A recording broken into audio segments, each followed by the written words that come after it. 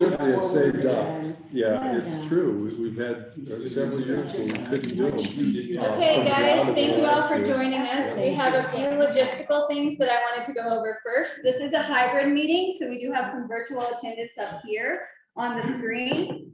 There is this meeting owl right here that will pick up everything you say. It will also zoom in on your face while you are talking so that Zoom participants can see you. If you are on the back row, please stand up and speak loudly when it is your turn, when you have something to contribute. I know this is our first in-person meeting, probably for many of you. We have some hand sanitizer up there and masks outside if anybody feels like that they need a mask. Here's our agenda for today. Does anybody have any questions before we get going about the technology or any of that? We also will be recording this and we'll make sure we get it to you by email.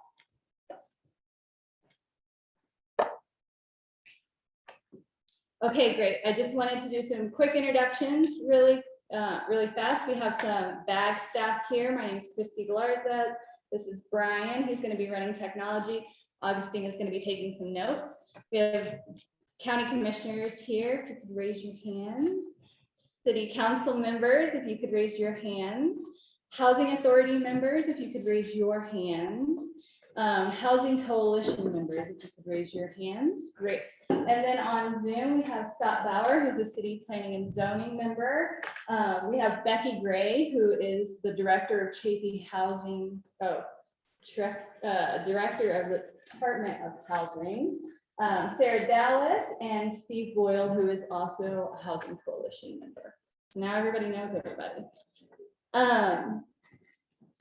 Tonight, we are providing a space for Board of County Commissioners and City Council members to discuss some of the recommendations that we've been bringing forward to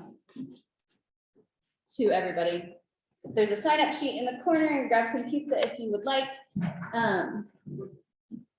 Yeah, so we're just creating that space. We're also going to be refining some of our recommendations a little clearer for you to help you take some direction. Oh, and you know what? Greg is the mayor and housing coalition member. I think I got everybody but him. So yeah, when we came to speak to you in April about funding mechanisms, we heard that it would be helpful if you guys had this opportunity to meet together. We've been working really hard. The Housing Coalition has been working really hard on bringing deed restriction as a housing initiative. We've got some subject matter experts to help us with drafting those recommendations. But we heard from all three parties, the Housing Authority, the Board of County Commissioners and City Council member, that we really needed to nail down what the administration of that was going to be before anybody felt comfortable putting some money towards it. So that's going to be the first two agenda items that we are going to talk about. So after we've finished with the second, if Housing Authority members don't want to stick around for the last item, you guys are welcome to leave. You're also welcome to stay if you're interested. This last item is specifically for Board of County Commissioners and City Council members. This is a really packed agenda. We're trying to accomplish a lot of things in an hour and a half. So I did remove one thing that we had put on the agenda, and that is the state funding from House Bill 21-1217. I mentioned to you guys that there is a menu of options in that bill that says you must select 3 of these policies to implement in order to qualify for this grant funding. I'm going to have Brian hand out that menu of options to you, but I decided that it's not timely to discuss now because the Department of Housing is still refining that.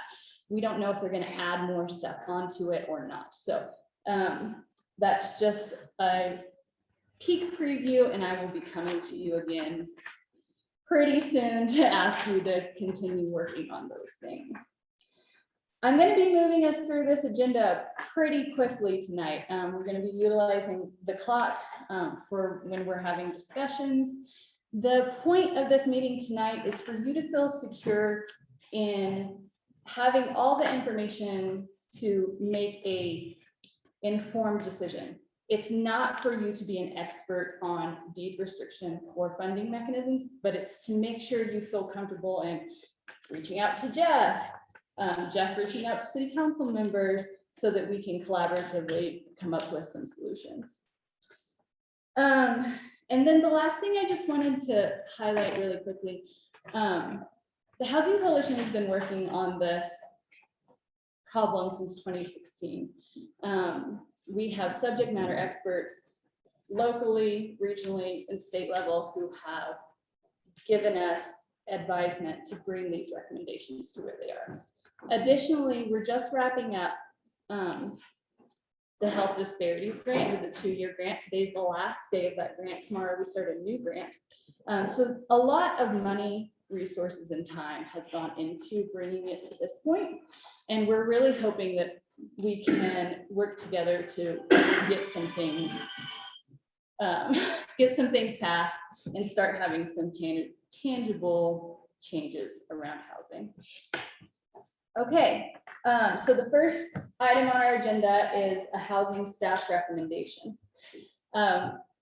Again, we heard that we really need to figure out how the administration is going to happen. And we reached out to Summit County Combined Housing Authority, Gunnison Valley Regional Housing Authority, and as well as reviewed the housing action plan. I'm gonna pass this around. This is a page from the housing action plan that indicates how capacity should be allocated throughout the community. The side that I want you to look at is the side that says near term at the top. All of the stars is where a half FTE should be allocated. So based on the subject matter experts' recommendations after they had discussed at length with our community, as well as having talked to the other housing authorities and Becky Gray and Chaffey County, we're recommending that Lake County follow Chaffey County's lead. They hired Becky to advance a lot of initiatives, including create their housing authority, build out a training program, recruit for that, and she's also done a ton of education as well as implement some other programming. We think following that model would be successful.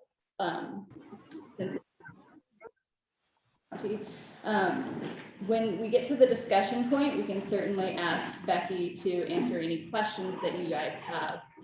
I did a wage. Feel free to grab one of those chairs, man. I did a wage survey. So these three, and sorry, the Zoom people might not be able to see.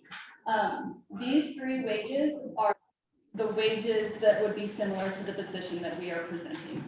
Summit County Combined Housing Authority Director that they just hired, Gunnison Valley Regional Housing Authority Director, Becky Gray's position in Chaffey County. And then I just went ahead and pulled some other director positions in Lake County so you guys could see about what directors of equivalent jobs are making.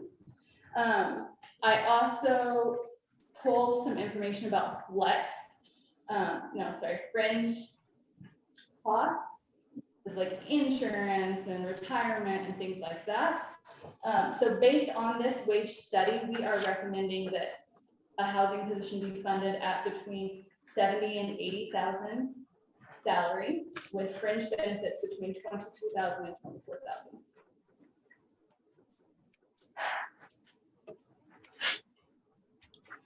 Okay.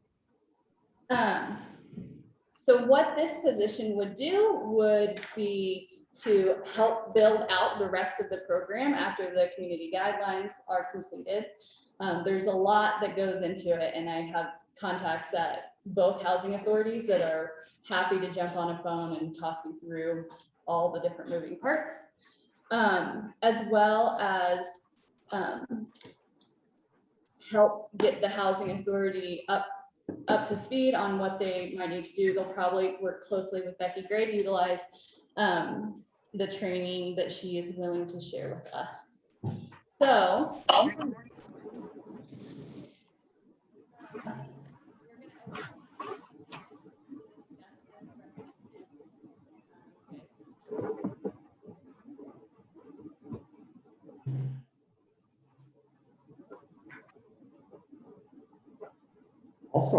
Go as for it. usual. I'd like to know how this person would be used in a full-time capacity, or if the person should be, to start with, because we don't have land, we don't have any housing plan to build per se, how would that person function and how would they earn a full-time wage? Sure. Becky, would you be willing to answer what the logistical administration work would look like for a position such as yours?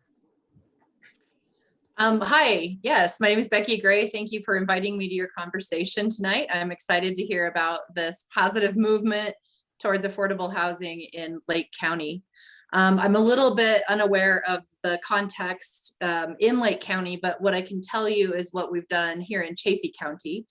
And I'll back up a little bit and say that in 2018, the county, as well as Poncha Springs, Buena Vista, and Salida, contributed funding in a formula that was really based on population size to fund the Office of Housing.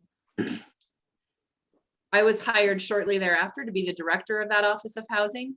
And the first order of business really was to identify the relationships and the different entities that needed to be brought to the table to discuss how our county wanted to be moving forward. So a good portion of the initial work is soft skill and consensus building. I believe in Lake County, your Build a Generation and your housing committee has done a considerable amount of that already. So the next piece, long-term next piece is to create that housing plan with a strategy evolved. And in order to do that, we first brought education to the community, because in addition to programs, there's lots of policy and system interventions that can also be conducted. So we were fortunate to obtain the Health Disparities Grant Program funding to bring informational and educational series to Chaffey County. We extended that opportunity to all of our elected officials, all of our planning commissioners, and all of our advocates, and then a general push to the broader population. That broader population push had a twofold purpose. One is to get feedback from the community about which of the policy strategies or programmatic strategies were most attractive to the community, but then also to build the capacity of the community so that as positions on those boards and elected offices opened up, there were people who were well-versed in the conversation to take those over. In addition to that, we also worked to create a steering committee that evaluated how to transition the Office of Housing to a multi-jurisdictional housing authority. So Lake County has a little bit of an advantage in that you already have a housing authority established, and perhaps the education piece is the main focus on how to build capacity of understanding and gain a common language so that you can move towards a housing plan that is equitable as well as an appropriate fit for your specific community. In addition to that, I have been fortunate enough to work with each of the various jurisdictions to evaluate different programmatic strategies. So that could include how do we make more deed restricted housing? How do we build on publicly owned land? How do we create a down payment assistance program so that we might offer down payment assistance to employees within our community in exchange for deed restrictions on those houses? And then I think our lowest hanging fruit was to establish a fund that guarantees rental deposits for lower income renters, so that they don't have to, I mean, in Chaffey County, to get into a rental is first, last, and deposit. Sometimes that's upwards of $8,000. So we created a program that guarantees that deposit and allows tenants to pay it out over time. And my office just holds the funds so that the landlords are secure in that rental deposit. I think the biggest, the broadest impact, I suppose, is the educational series that we put together. And I would be happy to, I'll share the link to the website where we've recorded all of those videos in your chat. And that way you all don't have to spend the money to bring those experts to your community. You can just listen to the conversations in Chaffey County and then reach out to folks independently if you have additional questions. So I'll stop there. If there's any questions, or if you want to take a deeper dive on any of those elements, I'd be happy to weigh in. Hi, Becky, I have a really soft voice, so I hope you can hear me. Could you talk a little bit about how the cities and county work together on your housing authority? Yeah, I'd be happy to that. It was quite a challenge because we have 4 independent jurisdictions with the county and the 3 towns or cities, and they each have their own personality. And so there's not necessarily a uniform approach for each of those jurisdictions on how they want to address housing. So what we did is convened a steering committee that was comprised of an elected official from each of the jurisdictions, as well as the town administrator and the county administrators from all the jurisdictions. And we walked through a process to identify what was the best way forward for a housing authority. I believe that, and I'm speaking for a whole group of people here, so please forgive me if I oversimplify, but I believe that the consensus was it makes sense for a housing authority to exist in our community because it is a tool by which the different jurisdictions that are participating can work with the housing authority to acquire property, to develop property, and to create programs to address all of the affordability issues that we have. The way the board is structured, that steering committee came to a board structure that includes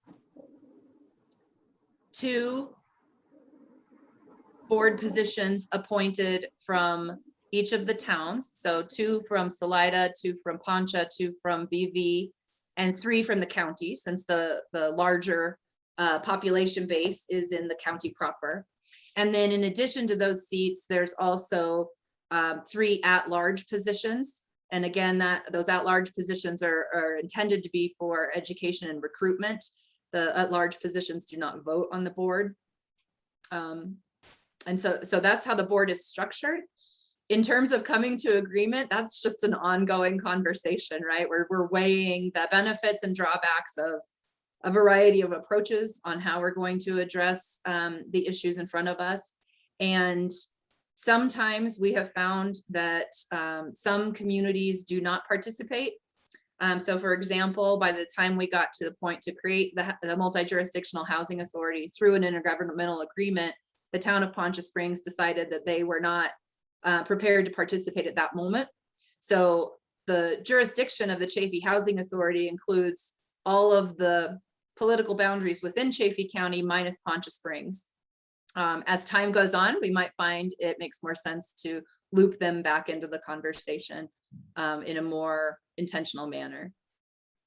So as far as how we identified board members, each of the jurisdictions did their own recruitment for their appointments. So the applicants for the board positions were vetted by the jurisdictions themselves and then appointed to the board during one of their governing meetings. Moving forward, the housing authority will recruit board members and vet them and make recommendations to the jurisdictions. The jurisdictions can then review those recommendations and make those board appointments. Thanks, Becky. I think that highlights a little difference between Lake County. So we're opposite, right? So we already have our housing authority that is underneath the city. The goal is to make it a multi-jurisdictional housing authority. Therefore, the existing board members would stay, and we would need one representative from each governing board to sit on the housing authority board. And that transition would definitely be something that this position would have to help with. We're anticipating the actual transition of that is not super laborious, but getting everybody comfortable and understanding will be the lion's share of that work. What, who is this staff member working for? Is it the authority? Is it the coalition? Is it the city, the county? Certainly not the coalition.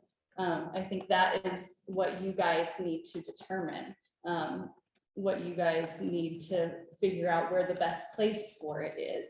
Ultimately, I think it would make the most sense if it transitions under the housing authority, if that's what the board would like.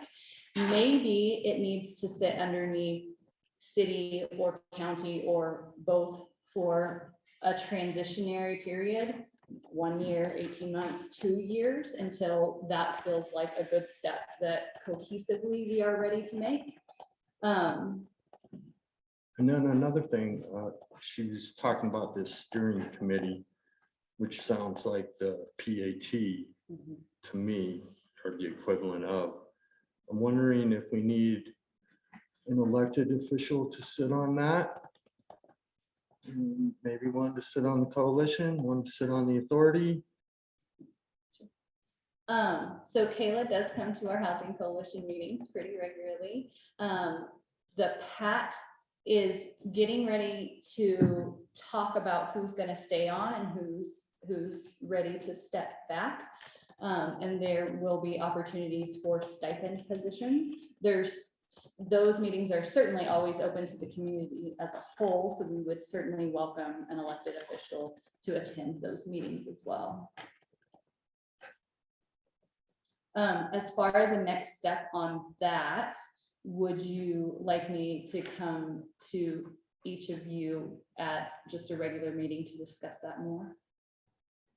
Or is it just a proposal at this point? On whether or not we should have elected officials on those boards. I would entertain a discussion about it. Okay, you'd like me to bring that to the next regular meeting? Maybe Sure, we not have the a bunch next of time regular for that. meeting. Maybe not the next. Some regular meeting. But I think we do need to hash out who the staff member works for. Mhm. Yeah. I agree. I'd Step like one. to ask, this is, we've talked about the possibility of the housing authority, but I'd like to hear from the housing authority. What do you think about this? And is this something that the housing authority has discussed internally? Well, my opinion is that we're probably not in a position yet to take on that kind of responsibility. It'll be a training process for us, educational process. Take this on. I think like the discussions that we've had over the last 6 months since we've had like the full board are that I guess the housing authority would like to play a larger role in housing in Lake County or Leadville right now. And like there's still a lot that we're trying to figure out internally in terms of what our action, because we have we're out of time with the board members right now have been seated for the last 6 months, so we're figuring out our duties as they relate to the manor themselves. And then adding responsibility. So I think, yes, it makes sense in the future for something, a position like this and deed restrictions generally to live at a housing authority. And I don't think that like, we're prepared to take that on. So something along the lines of what Chafee did, whether that lives at the city or county or jointly, probably much fun for the staff members' sake. And then transitioning to the housing authority in a year or two or three makes sense from my perspective, but I mean, that's just passing the buck, so that's also recommend. That's okay, but one of the questions, let's say a full-time person was funded. Is there a place even at the housing authority? Is there an office where that person could even reside? And I don't know the answer to that. At this point, like, I mean, There, possibly. There's a community room that used to be used, pretty close to the main entrance when you go into the right. It hasn't been used for a long time. It could be a meeting room. Is that where you guys have your board meetings? No, we have our board meetings in the boardroom. our July meeting will be in that room. We have a boardroom. Wow, Big table. big round table. okay, all right. It's just curiosity on my point. I wanted to find out what is even the bandwidth of considering going down this road, and I don't know. Thing about the manor is what comes first is the rights and the expectations of the occupants there. And as far as like starting to have another full-time employee move in, I don't know how that would affect the current manager, you know, how that would mesh with what's going on. In the past, in the years I've been there, we were able to handle all of the routine business with quarterly meetings. So we would only have 4 meetings a year. And so you're talking about a full-time staff person possibly setting up an office there.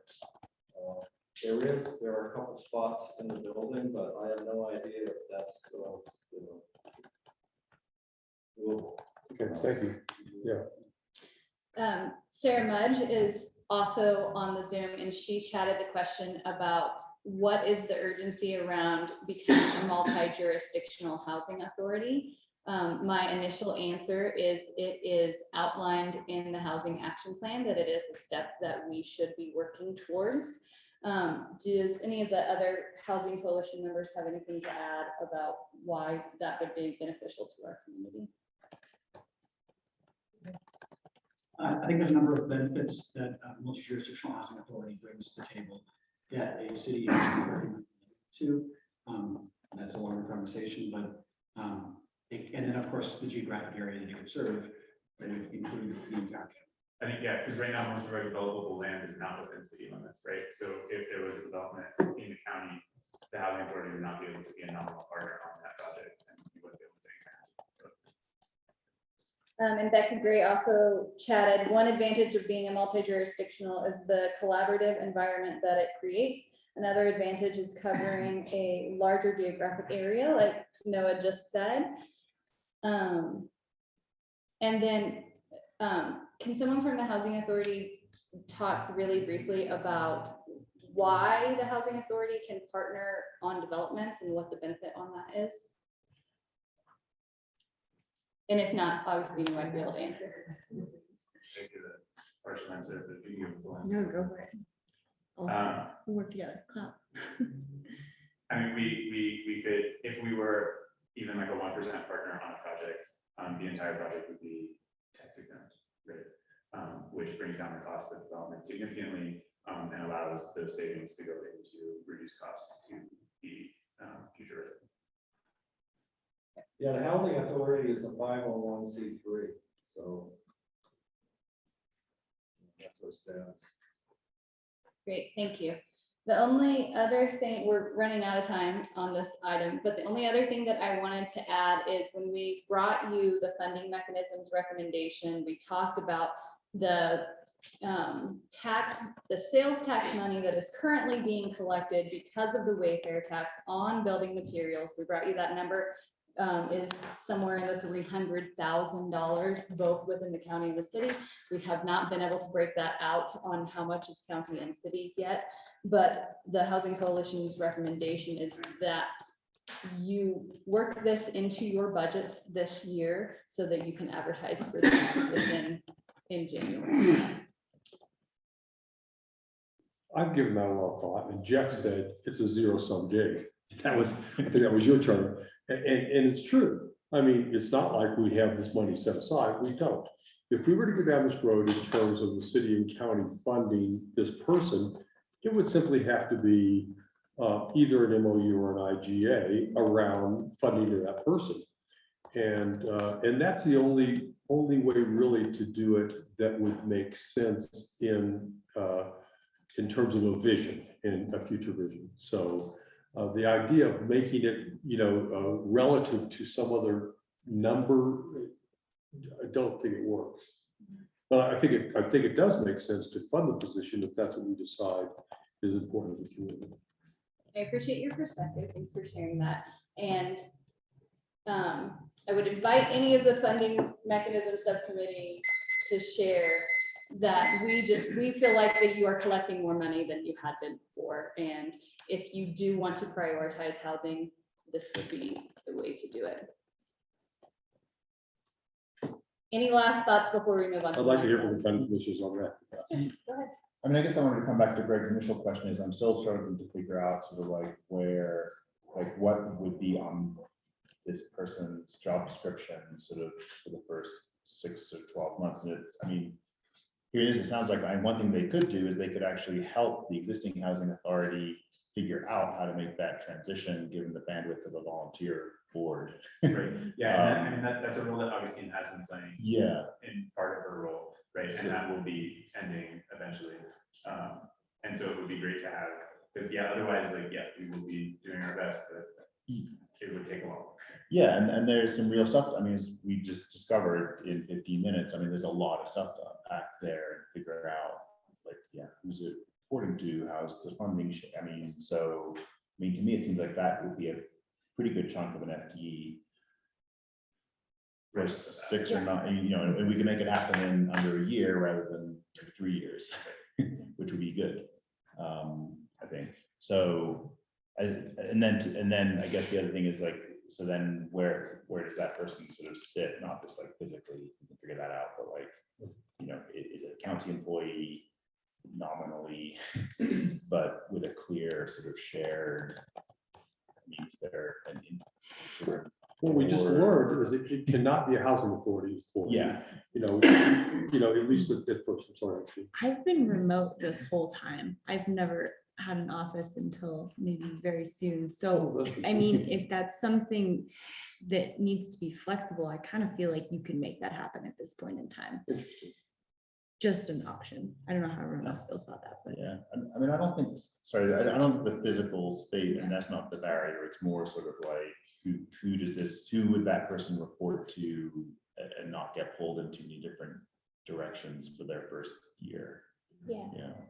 Yeah, I think too, just thinking about where this position lives, whether it's a county or a city employee, will have an impact on how the housing authority becomes multi-jurisdictional because of working between legal with the city and the county. All of those moving pieces as well. I don't think that we can. I don't know that it makes much sense to put the cart before the horse and hire someone without having an MOU in place and a plan in place to say, like, in order for this to move into a multi-jurisdictional thing, here's how your role has to play out.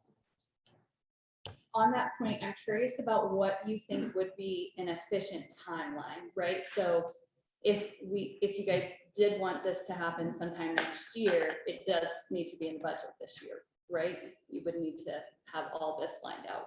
And for 2020, yeah, we'd have to talk about it in our budget discussions towards the end of the year. Okay, so if the Housing Coalition worked on getting you a clearer plan of duties, a job description, facilitated maybe another meeting like this so we could hash more of those details out, and did a little more research on the wage, those would all be good steps to get it in the budget for this year. Yeah, I think so. Amy's been waiting to Yeah. chime in. Oh, I couldn't, Greg's head.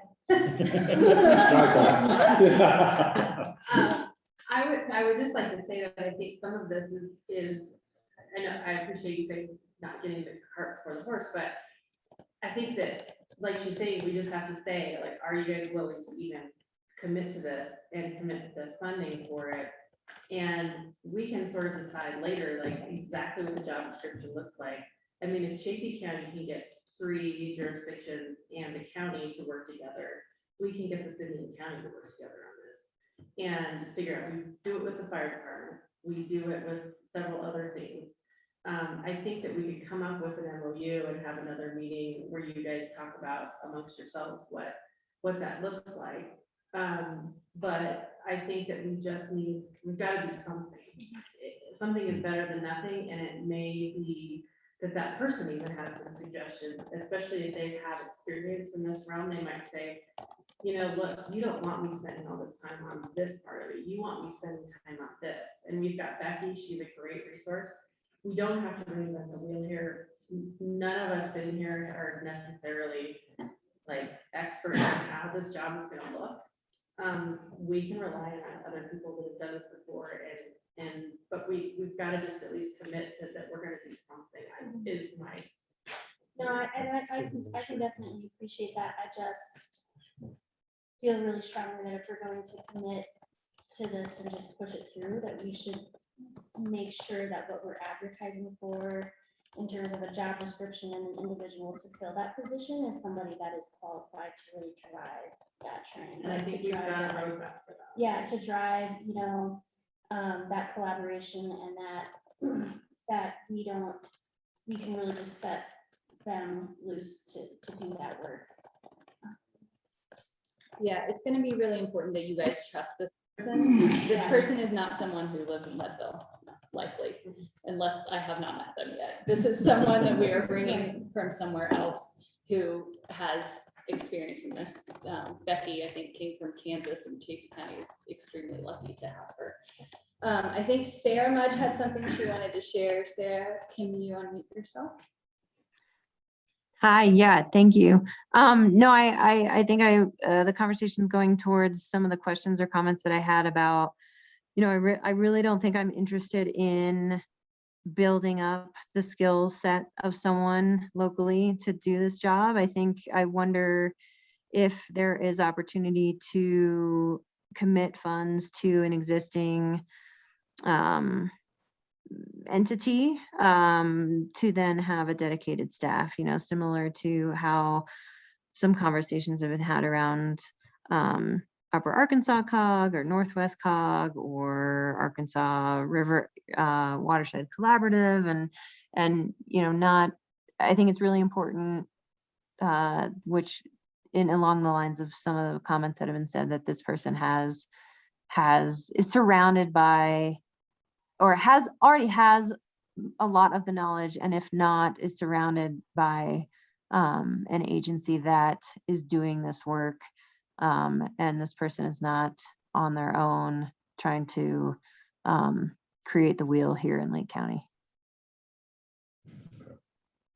And if I could pick up on Amy's suggestion, I think, you know, to keep things moving, I would just like try to hop in on like a job description that we could review, and then sorry, I'm picking up from Amy, like, let's pick up the fire IGA and start with that as a model and figure out, you know, what's Or the even fun, the what, Chaffey, what they're using in Chaffey County, we can just utilize. that. yeah.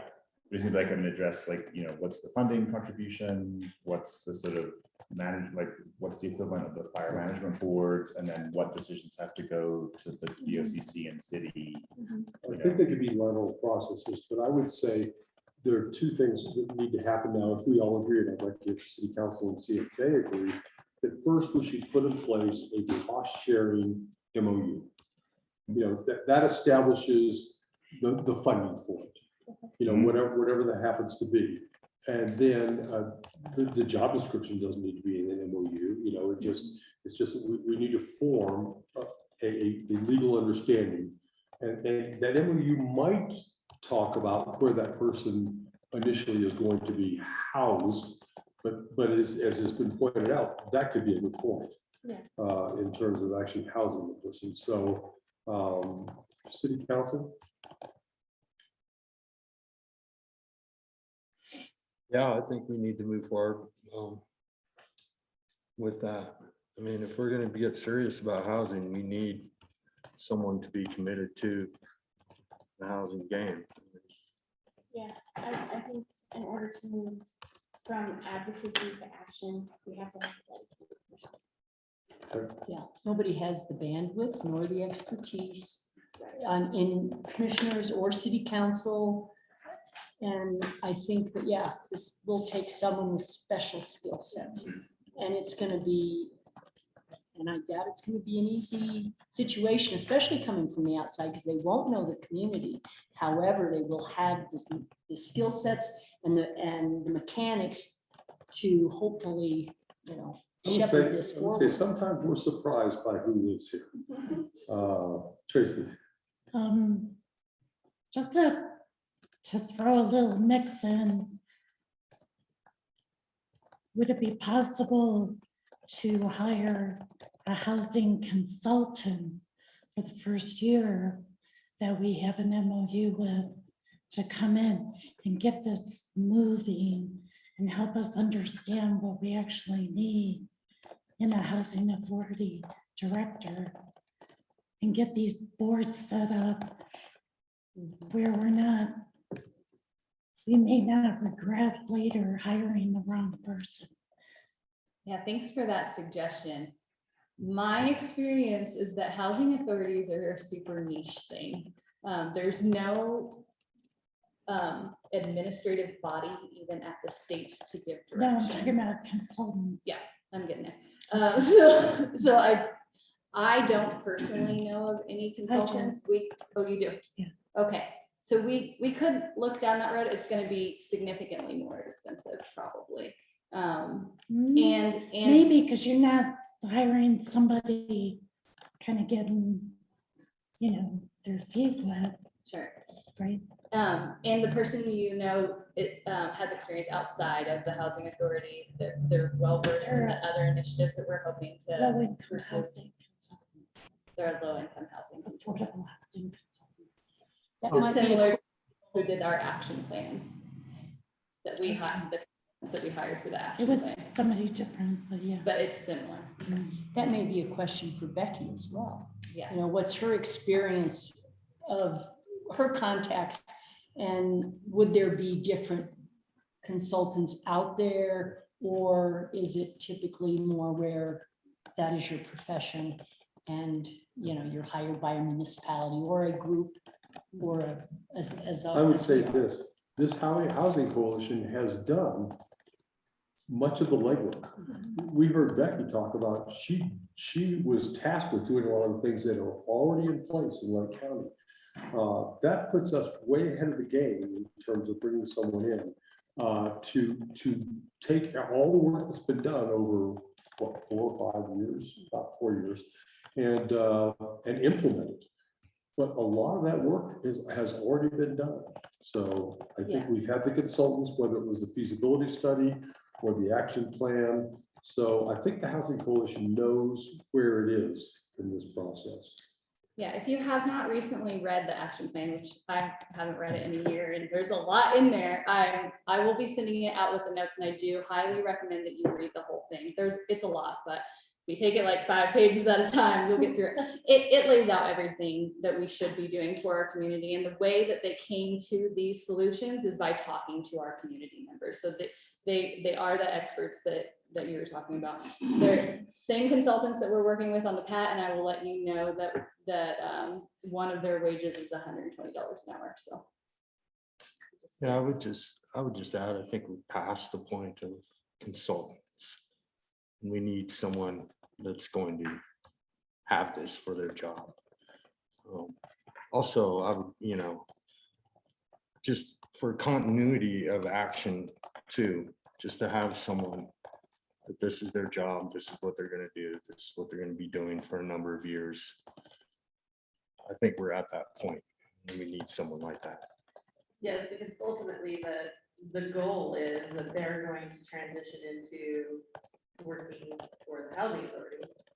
I mean, that's kind of the end goal is not for them to stay in the government necessarily, but to work in the housing authority and make connections. And we don't want somebody to have to make connections again We want people to get to know this person, trust this person. Becky is very well regarded in Chiefy County and the region, honestly. Like, we always enjoy listening to what she's been up to and that sort of thing. So I would say if we got to the point where we just didn't have anybody applying and that sort of thing, that might be a consideration, but personally, like, they're gonna be building connections and we need to have that kind of continuity, I would say. I got a couple of things in the chat I wanted to share. Becky Gray shared that another essential function of a housing director could be evaluating the building up of public-private partnerships and working with DOLA and DO8, Department of Housing, and the Colorado Housing Finance Authority to bring funds and projects in exchange for affordability. And she also said that she's willing to share the funding IGA that was agreed upon in Chaffey County, as well as sharing the director of housing job descriptions. Isn't Becky Gray amazing? Like, she's just so willing to help us in so many ways. And then Scott had raised his hand. Scott, did you have something you wanted to add? Oh, I just wanted a little clarification. In terms of writing a job description for this director, is there a clear like punch list, or like in terms of writing it into the job description in terms of what exactly like we're asking them to do? Are we all set and clear on that process perhaps? Or because I think that in terms of hiring somebody like with a skill set, we need to be asking them the right questions so that they can answer them. Yeah, Christy, what would our next steps be then? Like, would we develop that job description, come back to this setting, talk through that job description, talk through an MOU, what we really anticipate our housing program to look like, you know, with X, Y, and Z funding mechanisms? Because I think those are some critical pieces for us to hire the right person, because we may be able to hire somebody that can help direct those boards in the right direction. But may not be able to build and drive like the deed restriction program or something like that. So what would be our next steps? Yeah, I'm willing to take direction from y'all. The Housing Coalition certainly has capacity to be working on a draft to bring to you guys and host another meeting similar to this. I will let you know that to get this group together in a room, there's usually 2 days out of the month. And I have not researched those days yet in July, but if that is something that you get, and I would like to hear the timing of that, like when do you want that next month? Is next month really busy and you'd like us to bring it in August? August always seems crazy, I don't know. But as we can bring a draft to you guys, certainly, but I think I need to know when you want me to try to get you guys back together. I mean, I wouldn't wait on drafting a job description. We'll look at it as soon as we can. I mean, yeah, there's no month that's going to be like awesome and clear. And you would prefer this setting again with City Council, Board of County Commissioners? Yeah, probably. Yeah. I think the sooner the better though, because we typically like to start some of our budget stuff, you know, mid-August, early August. And I think it's been incredibly helpful to have the Housing Authority members here tonight. Would you guys prefer them to also be at that meeting? Yeah, I think it would be helpful because I think ultimately they're going to play a critical role there. So I think it would be really good to have them collaborate on that with us. Thoughts from the Housing Authority? Happy to come. I know it's not universally true, and it is helpful to have everybody in the room looking at a document together, but if you could send a draft out ahead of time, there could be some asynchronous feedback, so we're not starting from scratch. That would also be really helpful. Okay, and we typically utilize Google Docs for that. Is everyone comfortable with that format? And if not, I can meet with you to help, or you can send it to me in email. Okay. So I'd like to interrupt and say, do we feel like we have consensus between City Council and Board of County Commissioners go ahead and start on an IGA. We'll have to sit down and negotiate the particulars, but to get started on an IGA, is that something as, you know, co-participants that we, okay, Yeah, we need to do that. good, thank you. Do we, I can reach out to Chafee and see if they have a sample. If Becky can give us a Becky said sample of check. our IGA, that would be, That'd be we're just gonna, we'll cut and paste. Okay. Sounds good. Yeah. Please, Conscious Springs out. Yeah, well, no, we want Conscious Springs to pay their share. Actually, Conscious Springs. Okay, well, that was really productive. Thank you guys all for bringing that. The next piece is kind of gonna throw a wrench in it, but I think it's important for you guys to hear. And that is that we have got recommendations from both the Summit County Housing Authority and Gunnison Valley Housing Authority that if this position is housed with the city or the county, that there and any deed restricted units come online before this position transfers under the housing authority. Any qualifying documents that are stored with that employee are applicable to Colorado Open Records Act. Therefore, the recommendation is to have someone else in the interim do the qualifying. So this, let's say, Brian, it has a development, he has 3 units and one of them is going to be a deed restricted unit. This is before the housing authority has taken this on.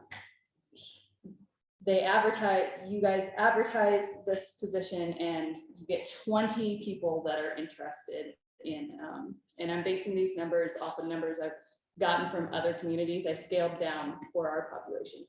That's what we can probably anticipate. 20 applications. In reviewing those, it's about 2 hours per application for a regular W-2 person, someone who owns their own business. That's about 5 hours of work. So we're talking about 40 to 100 hours worth of work. So just something I want you to think about is, are you willing to take the risk that in the interim, having this part of the job with this person underneath the city or the county might have to hand redact documents that have personal and financial information? I have a question. Is the Chafee Housing Trust under You beat me, Greg. the Open Records Act? We're a nonprofit, so as far as I know, we are not. Interesting. Well, then I don't know why we couldn't contract that work. So yeah, To an organization not unlike the Chafee Housing Trust. Just a thought. so there's 3 Without asking options. them. There's 3 paths you could take. The first path would be calculated risk. We don't think it's going to be an issue in the time that this position is with us. The second option is, does the existing housing authority staff have the bandwidth to take that on? Might we need to compensate them to do that? Or the Chafee Housing Trust has agreed, if those other 2 options don't work out, that they could contract. Well, option 2 is a non-option because they as board members can't take any sort of Sure, payment. I said Barb, staff. Oh, Barb, staff. Barb. Yeah. Oh, Barb. I don't think she wants to. No. Yeah.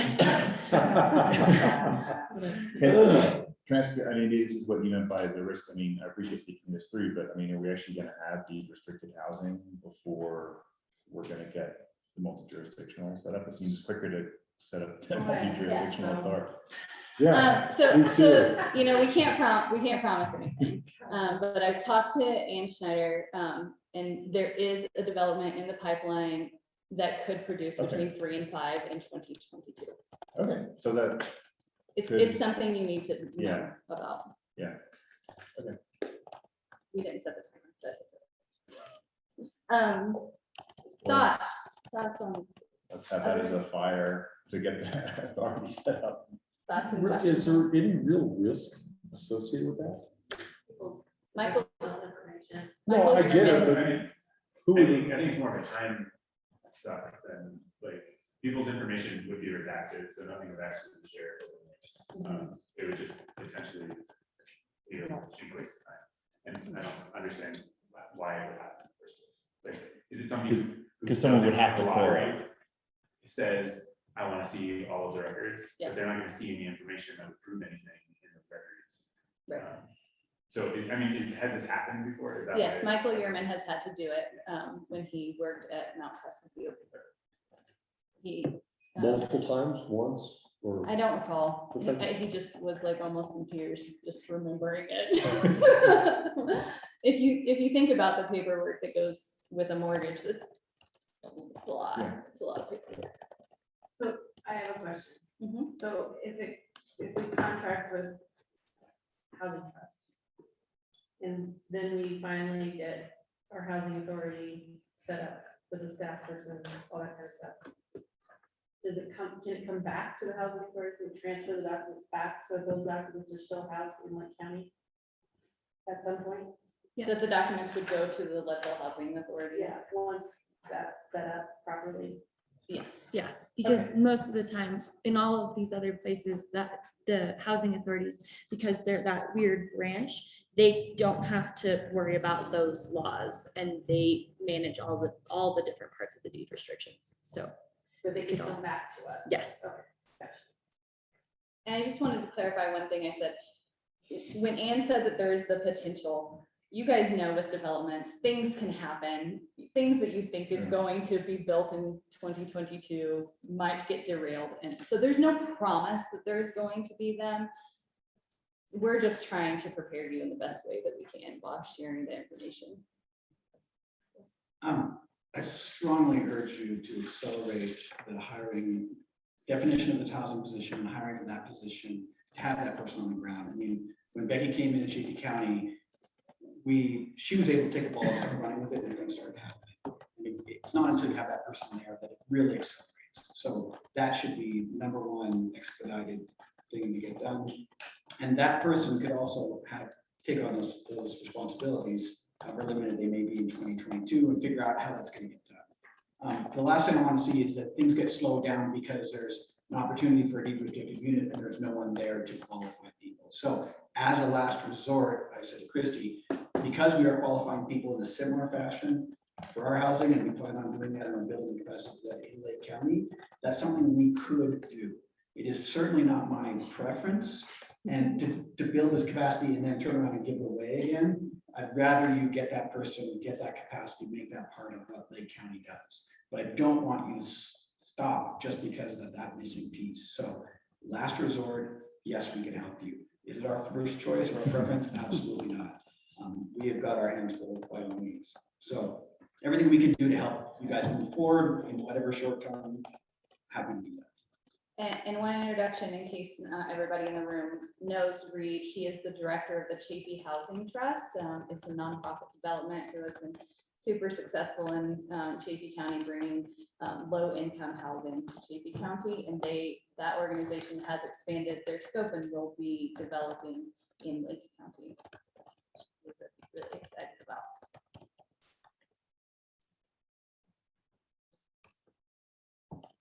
Any more last call thoughts on deed restriction, this position, before we move on to a funding mechanism discussion? As I mentioned earlier, this last agenda item is primarily for Board of County Commissioners and City Council members. Housing Authority members, you are welcome to stay if you would like to hear about how we might get you some money to do some stuff. Okay, so in April, the Housing Coalition came to you and discussed short-term, multiple funding mechanisms, and one of them was a short-term rental excise tax. The question we didn't know at that time was if that could be imposed in the county or not. We have now found out that it cannot be imposed in the county, and that is because it is really considered by the state a lodging tax. this information we got from the city's lawyer, Christiana. If the city were to desire, to pursue a ballot measure to impose a lodging tax within the city, that lodging tax would override the existing one that is being captured within city limits. You guys know that's a 2% that goes to the tourism panel. So if they ran a ballot measure, that 2% wouldn't go to the tourism panel unless city council decided to say, we're gonna do a 4% lodging tax, 2% will go to the tourism panel, 2% will go to housing. They just got this information last Tuesday and have not had an opportunity to discuss it. However, I do think it's really important for city council and Board of County Commissioners to discuss this. I did reach out to, sorry, do we have Becky Edwards on? Okay, I did reach out to Becky Edwards and have a conversation with her yesterday about this.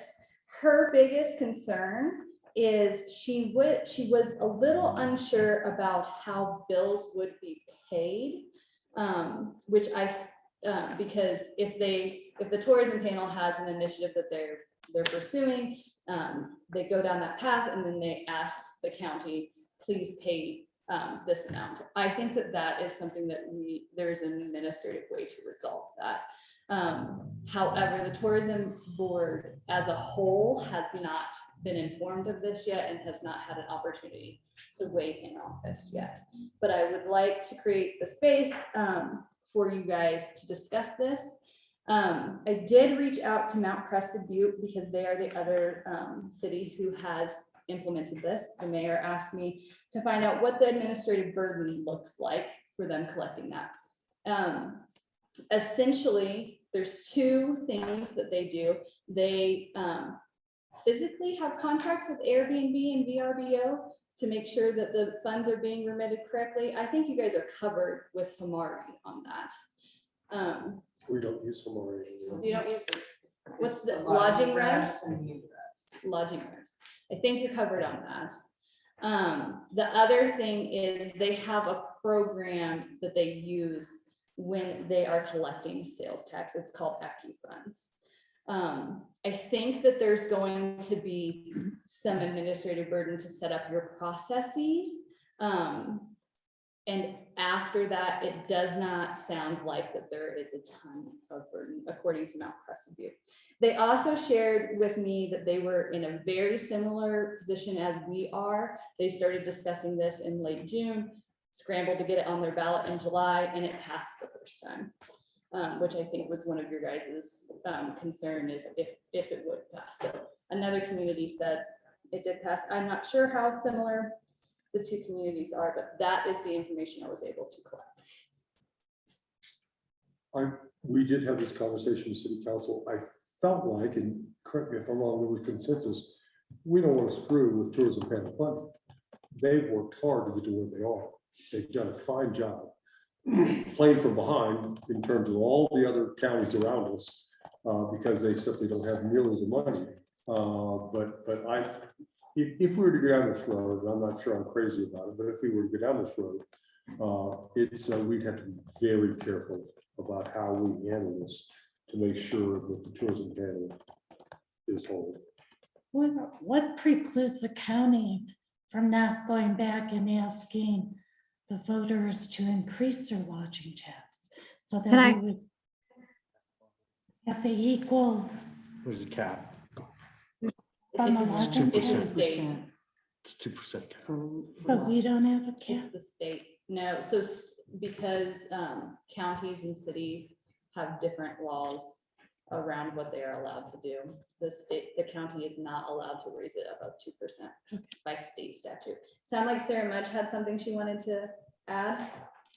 Yeah, I wondered, I'm not familiar with any different statute that surrounds a municipality from administering lodging dollars, but it sounds like you might have more insight on that, Christy. And if I was I was actually gonna say that, I think it's very possible, that a significant portion of lodging dollars can be reallocated for a more beneficial direct use in the community.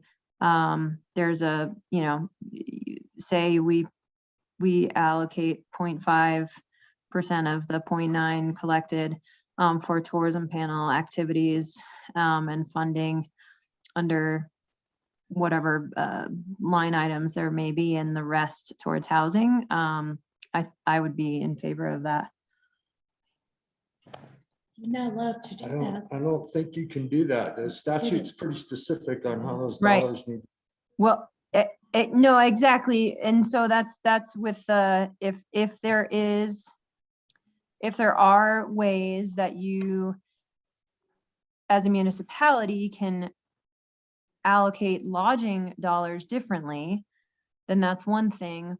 Or there's an option of going to the voters and changing the name of the existing lodging tax to an accommodations tax or something else. And that's also done in other communities, lodging tax and other titles of taxation are added on top of just lodging and the parameters that those dollars are able to be used for. Then you're taking away from the tourism panel dollars, which is, as a council, we've decided we don't want to do that. I don't know why the county would pursue that avenue. They're already underfunded as it is. I think there might be a little miscommunication. And Sarah, correct me if I'm wrong, what I think I'm hearing Sarah say is she would be interested to maybe hear from council if that is what you guys are pursuing, a ballot measure that would Well, sure, what we're talking about is having a tax that includes the 1.9% the tourism panel receives, and then adding on from there, whatever we thought was appropriate, whether that be another 2% or maybe even more. And then that would be allocated towards housing. And I don't really see it as much of a funding tool as more leverage towards this other funding that we've been talking about getting from the state. The one thing that's really nice about it is if it is passed by the voters, then it is reliable income that will come in long after you guys are gone, in case the new BOCC and city council say, no, all those general funds that were allocated are no longer going to be allocated. That's the benefit of having funds that cannot be reallocated. And I personally don't have a problem taking something to the voters. If they voted in, they voted in. That's great. I would say this. I don't know about everybody else. When I go out of town and I'm in a motel, I don't ever look at that. I mean, maybe some people do. I don't. And I know in some places, we're talking about the total taxation on a hotel bill could be like 15–16%, and nobody blinks an eye. So I don't love the idea of raising taxes, but in this particular case, we'll let somebody else pay for it. No. Well, and then we would have to decide whether or not this is just being implemented to short-term rentals or the entire lodging community or how. Right. I think I said the other night, I think it's the entire lodging community. I think it should not be just short-term rentals, but that's just my opinion. We have a chat from Sarah Mudge that says the tourism panel is not underfunded. They have a healthy $200,000 reserve right now that is not allocated. Well, they're underfunded in comparison to surrounding communities. Sorry, I should have specified that. That point though, too, is what we talked about as city council, is even if we maintain the tourism panel funding, and then we add on top of that, we're only talking $100,000 a year currently, and that's just gonna fund your director That's not putting money away to buy property for a housing trust, or that's all it's gonna do is maybe fund the director. And Not a lot of money. well, and that is where I'm still wrestling with this. It's like I'm so underwhelmed by the amount of money putting in for the administrative burden and the cost, you know, in our own time and effort to take it successfully to the voters. I mean, But I think I'll we go ahead and need, say it. I mean, maybe we should put our money, if we're gonna take a run at something, let's take a run at like taxing short-term rentals as commercial property, you know, and take that revenue in. But You that's- know. Yeah, that's change city. state Oh, law. yeah, let's be a part of Yeah. that discussion and coalition. but I'm just saying, you know, yeah, the dollars are underwhelming, Yeah. but what kind of leverage does it create? Same. Taking this initiative to fund housing, what kind of leverage does that create with us, with the state, of getting state funding, getting those bigger dollars? Because it takes the criteria to open up, right, yeah. To yeah, Tim's gotcha. point, what we know is, and we have an inside line on this, even though it makes me weep. That the state is gonna have $700 billion for housing. The numbers could be substantial.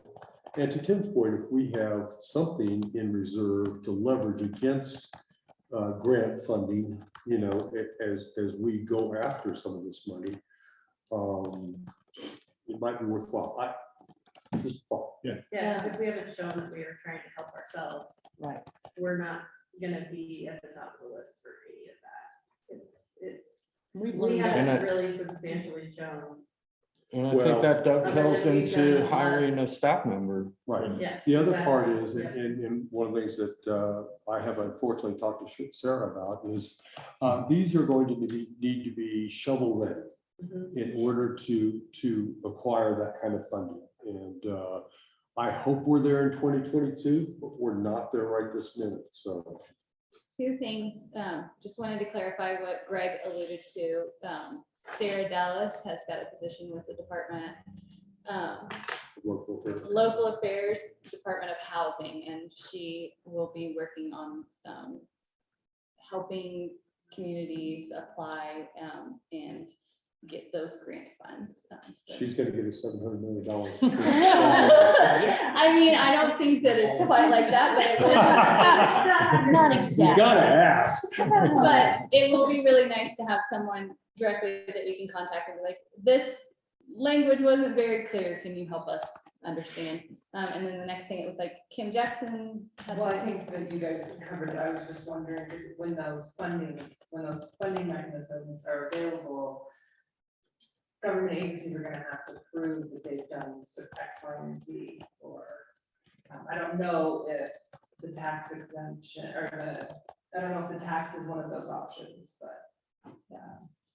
And then the last thing I wanted to say is just imagine for a minute that city council 10 years ago had imposed this. Would you think that it was small potatoes, or would you be appreciative that they had done something?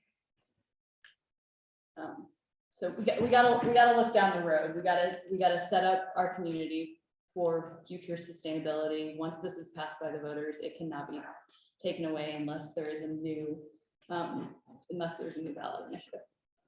But what happens if it fails? What happens if it fails? We'd run it again. I would say that with this new grant funding that is coming online, we will be in a position to help you draft educational materials that explains what the ballot measure is, and things along those lines. The state funding cannot be used for advocacy, but luckily you have all these amazing housing coalition members who are more than willing to talk to all the people they know within city council. I also have a huge list of volunteers that I think would probably be willing to, you know, donate some money for flyers, go knock on doors and stuff like that.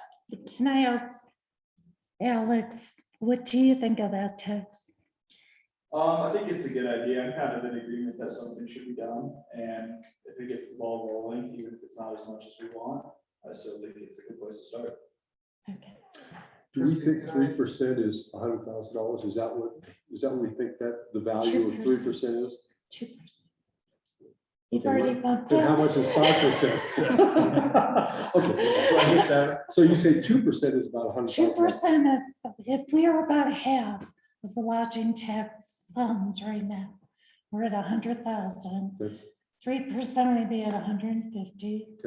Just So we're talking on top of the 1.9. on top Right, of right, 1.92. 1.9. Right, exactly. Well, what does 10% look like? I like where you think. It looks like we don't get half. Yeah. It looks like a tree that is shutting down. I do think that I have a way to drill down those numbers a little closer. If you guys would like us to do that, I'm happy to. You wrote look the into that. algorithm. Yeah. Oh, yeah. I got everything. Oh, I do the sales tax. Okay, I'll break it out. Try and bring my- do you I have forgot it? that you'd help with I that. don't have, I just have the spreadsheet. Do you want me to Yeah, open it? it's got it on there. Yeah, sure. Paul had something to add. I think. Do was the that estimate summary, of 100,000 city just and not a city. low estimate of just It's based on 2%. just the. Our estimate is a accommodations, little different from hotels what and they're talking about. Our estimate, we had backed into the number, Tracy, I think she has the actual number. Yep, from sales tax data. We have been digging through.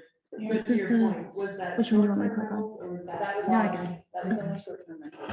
This would be lodging as a whole, so. Not hotels, touch motels, and city. short-term Use rentals. this. It's not a touch screen. So I thought Sarah, and then this got muddled or I discussed it. I thought Sarah said that we could change this from a lodging tax to an accommodation tax.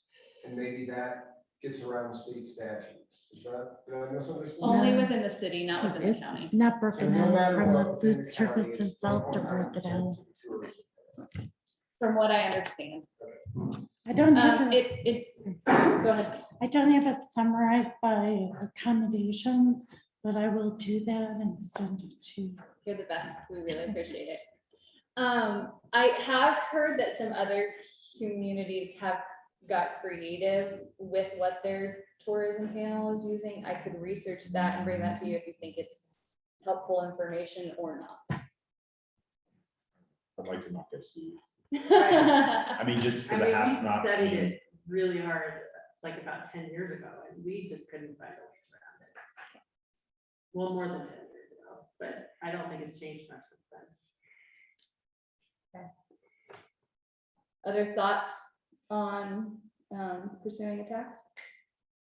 Well, I guess, I mean, one other thing is that we'll need to think about is, I mean, there are other things we're gonna have to go to the voters for in the next 1 to 5 years, some pretty big asks. So we just, again, I don't think, I don't know, just trying to put myself in the perspective of a voter, like how, I'm not sure it's like the dollar figure even on it. It's just like, oh my God, here they go again, like another thing on the ballot. And there's some other things we gotta get across the finish line too. But you don't live in the city, so. Hey, okay. And also, this is a tax Fair. on our tourists, right? Our tourists Yeah. are paying this tax. No, I'm not saying, like, I'm Yeah. just, like, if every year there's like 3 things on the ballot that are taxing someone, like, there's just only, I mean, it's just, I'm not saying it can't be done, I'm just saying there are other things that will have to go on the ballot. School district maybe, that we just need to be mindful of, that we don't load up every year's ballot with 3 things. Similar to Jeff's sentiment, Sarah shared that this might be the only ballot measure that she'd be comfortable pursuing. To clarify, this would be a ballot measure within the city, not within the county, but it sounds like Commissioner Mudge would support this ballot measure. One other thing that's important for everybody to know is if the city did decide to pursue this, they would need to pass a resolution in July, not June. Today's the last day of June. It's not till tomorrow. And then Yeah. after that, you guys could not really talk much about it outside of the clear language that would be provided to you. So it would need a community support to do that education portion. So that means we need all the county commissioners to go door to door. Right? I caught nothing else this year. Well, Well, Abby seems like she's really on it. Let's Yeah, have her do just- like a trash pickup and, We just clean up neighborhoods, honestly. That's. okay. Any other questions, concerns about that before we move on to wrapping up action items? Here's my last concern. Because we have to incorporate the 1.92, which the tourism panel gets, into the percentage, whatever percentage we want, it's gonna look like a big number. You know, even though it's, the change will only be maybe half of what we're asking. And I don't know if we can explain that in the body of the language. No, I mean, it's just something to think about. Mayor, I'm not sure I'm following what you're saying, but I was gonna make a comment that it's I think it's more of a real allocation of an existing tax rather than an additional tax. No, it'd be both. It'd be an increase. I think your attorney had said that there was a way to put it in there to sort of explain that. We would As long need- as people know how to read. Yeah, I think But it's really. that's very- All they have to see is- Yeah. all they have to see is tax. But I think you could potentially word it in a way that's like increase the tax by to bring it to a total of. Yes. X. Okay, that was still good, And then thank you. when you have the opportunity in the table notices to write, you know, a pro statement for the tax, and then there'll be an opportunity for a nay statement. That's the reading part that Amy was talking Yeah. about. And I think it also Is the problem. provides a financial, like how does this affect you financially? Where as a resident, it doesn't. Yeah, and I think affect you could vary. With no tax increase to the To the residents of residents. Lake County. Yeah, I think that's just how. Or it's Lake- set. Yeah, city. level. Yeah. Yeah, So to answer Commissioner Mudge's concern, I think that would be a way to pursue it, but city council is not interested in pursuing that particular method. They would like to pursue keeping the tourism panel intact and adding on an additional. Gotcha. That makes sense. So what do we think as council? 4%. I mean, because if we're gonna do this, we gotta do it like yesterday. not till tomorrow. Next Tim. week. Tomorrow. No, I would say, I'm not crazy about increasing taxes, but I think this would make sense. So I would be in favor of it. I can bring you a couple of projections. Yeah, I'll get you that info and then you can. And that may be a discussion at council when we, if Christie, if you could break out some of the numbers so we can see. Yeah. And then let council have that discussion for the folks that aren't here. Good. And Dana's on also, Yeah. so. That's actually all of us. want. Yeah. except- Not maps. Looked like Paul had a comment. Do you have the information on what every Green jurisdiction currently charges as lodging tax? Like what would be, We looked at some of those numbers in the council. We looked at some different. is 10% even reasonable? No. or- Is 2% or? Most of them are around 4%, I think. Are they?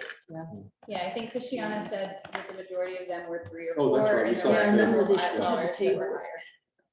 I think Bowling was 6%. Mhm. Yeah. There was one community that was, 6%. Yeah. Like the outliers weren't in our region, they were spread out. No, it was like Boulder. It sounds like in terms of city council is present, we have consensus that we will pursue this and have it on the ballot in September. November. We'll discuss it at the Some next month meeting. into. Yeah, Tracy's talking me off the ledge. Okay, I got you guys for 6 more minutes.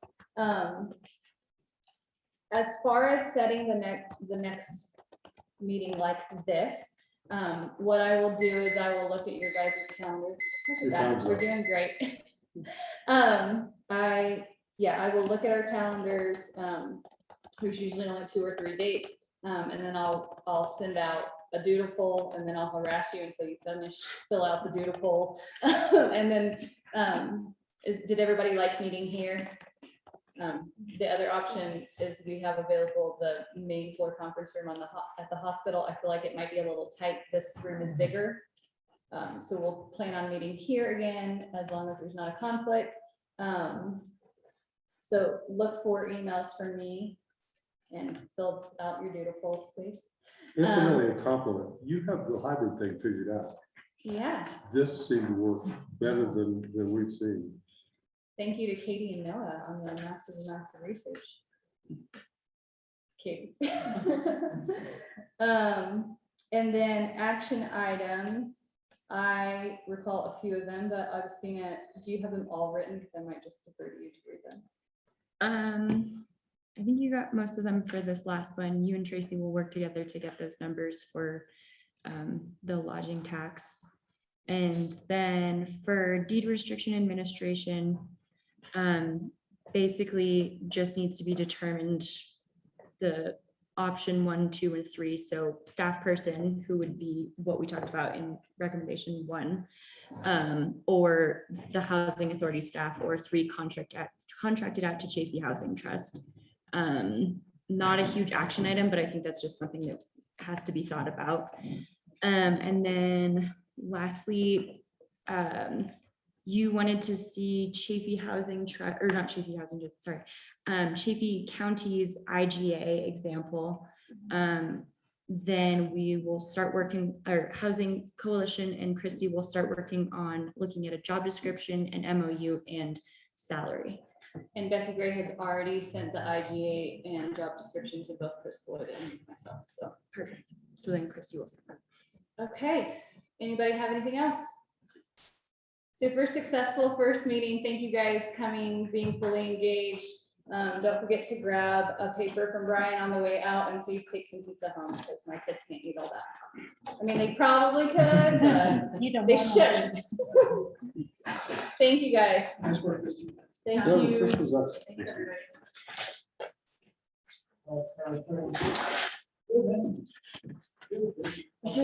Becky better than Doris.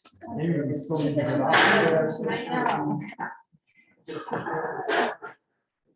Of course, they also have some Christian time. I was gonna try to go to the play tonight, but I think I'm gonna go home and stay. It's been a long day. It looks like it's On the short term, huh? Oh, yeah, I checked this.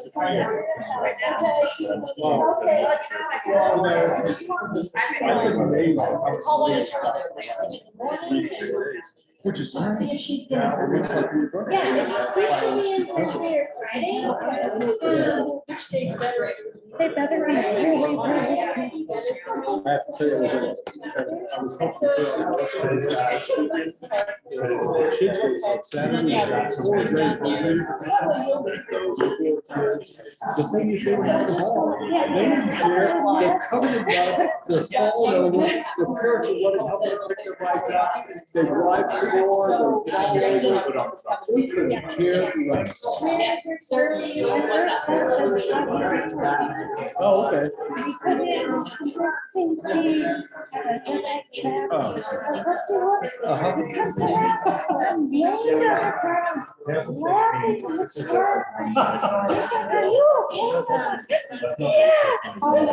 I'm having a ball, just like a kid.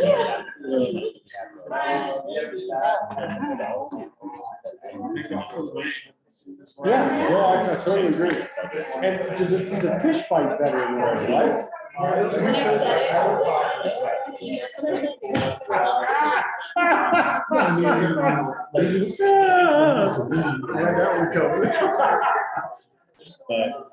I'm sure we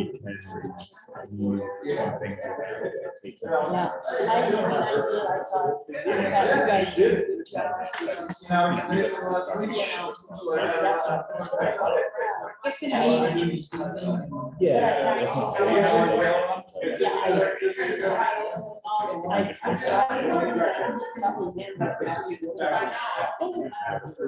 be. Or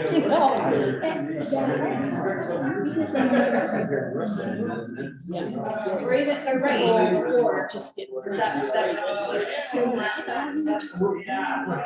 So that was good. I think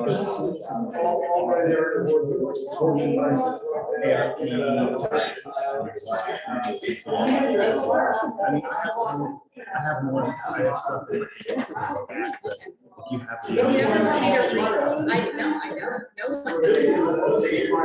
Permanent houses did not. If you ever want me to read your stuff, you can always, I got this. I'm reading.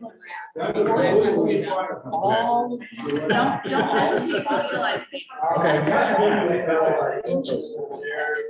People call them every week and say, this deadline's coming up. I haven't heard anything. You need somebody driving the bus. Yeah. And that's the beauty of having a county. Her manager. You just need that. Well, my master's.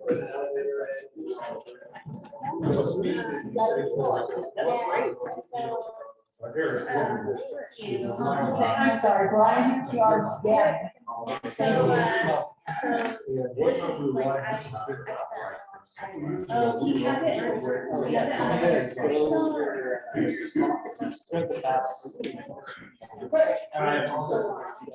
Yeah.